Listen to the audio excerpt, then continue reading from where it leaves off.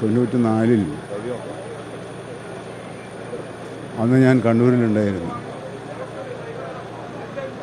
നടുക്കുന്ന വാർത്ത കൂത്തുപറമ്പിൽ വെടിവെപ്പ് നടക്കുന്നുവെന്നായിരുന്നു. സമീപകാലത്തൊന്നും കേരളത്തിൽ കേട്ടിട്ടില്ലാത്ത ഒരു സമരത്തെ നേരിടുന്ന രീതിയായിരുന്നു അത്. ആർക്കാ എന്ത് പറ്റിയാന്ന് അറിയില്ല. വാഹനങ്ങളൊന്നും കൂത്തുപറമ്പിലേക്ക് പോകുന്നില്ല. പിന്നെ അവിടെ എത്തുമ്പോഴേക്കും സമയം വൈകിയിരുന്നു. അവിടെ നിന്നും പാർട്ടി ഓഫീസുമായി ബന്ധപ്പെട്ടപ്പോഴാണ് 5 പേർ മരിക്കാനിടയായി എന്ന വിവരം പറയുന്നത്. 5 വീട്ടിലും അന്ന് തന്നെ സന്ദർശിക്കാനും അനുശോചനം അറിയിക്കാനും എനിക്ക് കഴിഞ്ഞിരുന്നു. പക്ഷേ പുഷ്പൻ ജീവിച്ചിട്ടുണ്ട് എന്നാണ് അറിയാൻ കഴിഞ്ഞത്. അപ്പോൾ പുഷ്പൻ രക്ഷപ്പെടും എന്ന ഒരു തോന്നലായിരുന്നു അന്ന് എല്ലാവർക്കും ഉണ്ടായിരുന്നത്. ഇത് 30 വർഷക്കാലമാണ് യഥാർത്ഥത്തിൽ പുഷ്പൻ. നമ്മൾ ജീവിച്ച് മരിക്കുക എന്നൊക്കെ കേട്ടിട്ടില്ലേ? യഥാർത്ഥത്തിൽ ജീവിച്ച് മരിക്കുക എന്ന ഉദാഹരണത്തിന് എടുത്തു പറയാൻ കഴിയുന്ന ഒരു പ്രത്യേകതയാണ് പുഷ്പൻ്റെ ചരമത്തിലുണ്ടായത്.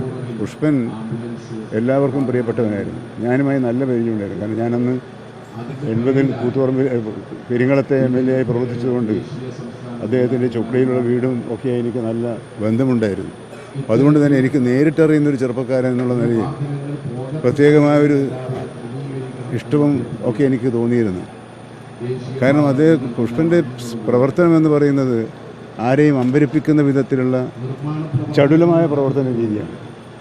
ഊർജ്ജസ്വലതയുള്ളവരാണ് ചെറുപ്പക്കാരുടെ സംഘടനയിൽപ്പെട്ട എല്ലാവരുമെങ്കിലും ഇതിനകത്ത് കൗശലപൂർവ്വമുള്ള ചടുലത പുഷ്പൻ്റെ രാഷ്ട്രീയ പ്രവർത്തനത്തിലുടനീളം കാണാൻ കഴിയുമായിരുന്നു. ഇന്നിപ്പോൾ 1 മാസം മുമ്പേ ഞാൻ അദ്ദേഹത്തെ കാണാൻ ആശുപത്രി ചെന്നപ്പോൾ എന്നെ തിരിച്ചറിയാൻ കഴിയും. അതിന് മുമ്പ് പോയപ്പോഴൊക്കെ തിരിച്ചറിഞ്ഞത്.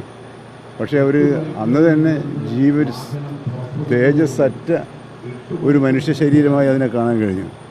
എത്ര കാലമാണ് ഈ ദുരിത കിടക്കയിൽ കിടക്കേണ്ടി വരിക എന്നാണ് സത്യത്തിൽ അപ്പോൾ പ്രാർത്ഥിച്ചു പോയത്. പക്ഷേ നമ്മുടെ പ്രാർത്ഥനയ്ക്കൊന്നും ഫലമുണ്ടായില്ല. അദ്ദേഹം നമ്മെ വിട്ടു പോയി. അപ്പോൾ എനിക്ക് പറയാനുള്ളത്, യുവജന പ്രസ്ഥാനങ്ങളുടെ പ്രവർത്തനത്തിന് മാതൃകയായി പ്രവർത്തിച്ച ഒരു ചെറുപ്പക്കാരനാണ് അദ്ദേഹം ശീലിച്ച പ്രവർത്തന ശൈലി നഷ്ടപ്പെടാതെ കാത്തുസൂക്ഷിച്ച് മുന്നോട്ട് പോകാനാണ് പുഷ്പനെ സ്നേഹിക്കുന്നവരും പുഷ്പൻ്റെ പ്രസ്ഥാനമായ DYFI പ്രവർത്തകരും ശ്രമിക്കേണ്ടത്. കേരളത്തിലെ ഒരു മാതൃകാ പ്രസ്ഥാനമായി വളരാൻ അവർ ശ്രമിക്കണം. ജനങ്ങളുടെ വിശ്വാസം ആർജിക്കാനും സ്നേഹമാർജിക്കാനും കഴിയണം. ഇന്നലെ അന്തരിച്ചു പോയ ഇന്നലെ നാം യാത്രാമൊഴി നൽകിയ അർജുൻ ജനങ്ങളുടെ ഇഷ്ടതോഴനായിരുന്നു. അപ്പോൾ ഓരോ യുവ പ്രവർത്തകനും ജനങ്ങളുടെ ഇഷ്ടതോഴന്മാരായി മാറണമെന്ന സന്ദേശമാണ്. അതാണ് ജനങ്ങൾക്ക് വിശ്വാസം ആർജിക്കാൻ കഴിയുക എന്ന സന്ദേശം, ഒരു പാഠം അവിടെ നിന്ന് പഠിക്കാനുണ്ട്. ആ പാഠം പഠിച്ച് മുന്നോട്ട് പോകാൻ പുഷ്പൻ്റെ ഓർമ്മകൾ സഹായകമാകട്ടെ എന്ന് ആശംസിച്ചുകൊണ്ട് പുഷ്പൻ്റെ ജ്വലിക്കുന്ന ഓർമ്മകൾക്ക് മുമ്പിൽ എൻ്റെ എല്ലാവിധ ആദരാഞ്ജലികളും അർപ്പിക്കുന്നു.